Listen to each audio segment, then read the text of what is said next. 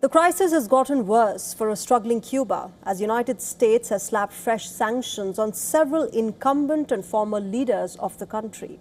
This move by Washington comes amid a standing blockade on the country that has pushed it into deep economic and energy crisis. Now, as the United States has sanctioned its president, Miguel Diaz-Canel, Washington has also slapped sanctions on members of his family. And that's not all. The U.S. has sanctioned members of the Castro family as well, which include the son and the grandson of former Cuban President Raul Castro.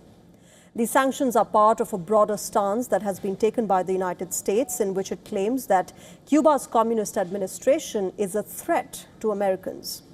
U.S. President Donald Trump has called the Cuban administration a, quote, nasty regime, which Washington, D.C. needs to get rid of. We have some very good plans for Cuba. I think, we have to get rid of the regime was very tough, very nasty. The difference is now they don't have money coming in. They had a lot of money coming in from Venezuela. They don't have any money coming. They had oil coming in. They had money coming in. But we're going to take care of Cuba. Mr. President. Diaz-Canel has reacted strongly, meanwhile, to these U.S. actions targeting Cuba, calling Trump administration's actions as imperialist onslaught. The Cuban leader went on to say that the sanctions and other pressure tactics strengthen the scenario of conflict between Cuba and the United States. Now, while Cuba has been under a U.S. trade embargo since 1962, remember, Donald Trump has drastically ramped up pressure in the recent months, cutting off its fuel supplies and threatening to take over the island. As crisis grips Cuba, countries like Mexico have come to its aid, sending fuel and other essential supplies. The U.S. also charged Raul Castro with murder for his alleged involvement in a 1996 incident in which Cuban jets shot down planes operated by a group of Cuban exiles. Cuba is the next country in America's line of sight after American troops carried out an operation to capture Venezuela's deposed president, Nicolas Maduro, and brought him to New York to face trial on American soil.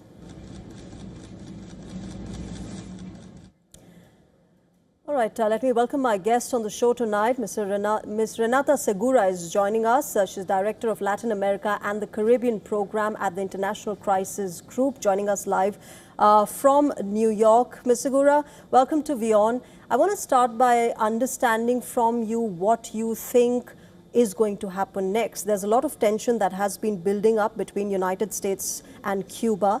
And now, of course, there's, speculation more and more coming up that after these sanctions, the next country on target for a quote-unquote invasion would be Cuba.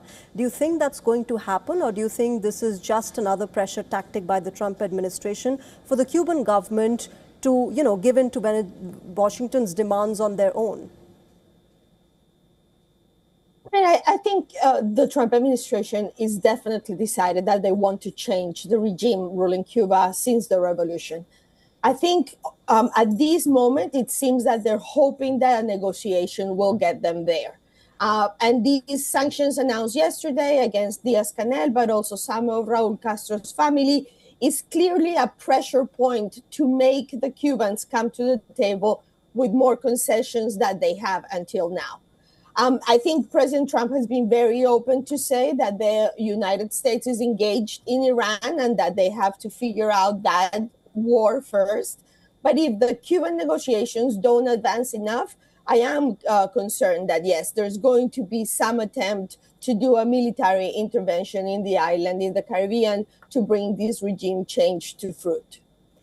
Ms. Segura, there are multiple reports that also suggest that perhaps this has something to do with the Cuban properties that are owned by leaders there and officials there within Cuba, a lot of them which were originally owned by the Cuban diaspora, which had to flee the country largely, and move to United States of America, which is worth close to more than $9 billion. Do you think this has something to do with that? The fact that, the Trump administration is trying to make this a center point to bring back all those properties that have been taken by the Cuban government to their original owners? Yes, I mean, I think obviously the role that the Cuban exile, particularly that of the ones that live in Florida, who are extremely powerful in national politics, is at the core of what's happening here. I mean, the United States certainly has an interest to not have a communist party continue to rule a country that is so close to its coasts, but very much at the center of the grievances that much of the exile have surround these properties that were confiscated during the revolution. There have been actually negotiations around this, for many decades, and Cuba has recently said that they're willing to open this conversation again. But there's also, I think, a little bit of unrealistic expectations on the part of the exile about how the conditions of these properties are and how likely it is actually that they can go back and get their houses and their farms that were taken by the revolution. I think definitely bringing back the Cuban Americans' money into the island is something that is at the core of the interest of the Trump administration.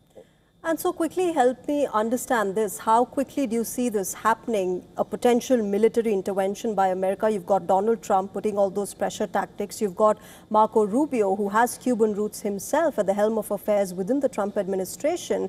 Do you think that the Trump administration is only now waiting for an Iran deal to happen for them to shift their focus completely on Cuba?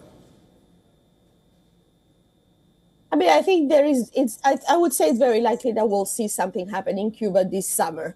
Hopefully, it will be a negotiated arrangement that comes at the table, and maybe these new sanctions will make the Cubans be a little bit more conceding on their positions. But if not, yes, I think that once Iran is resolved, if it is, obviously that's not a secured result, then there's going to be a shift of emphasis into Cuba.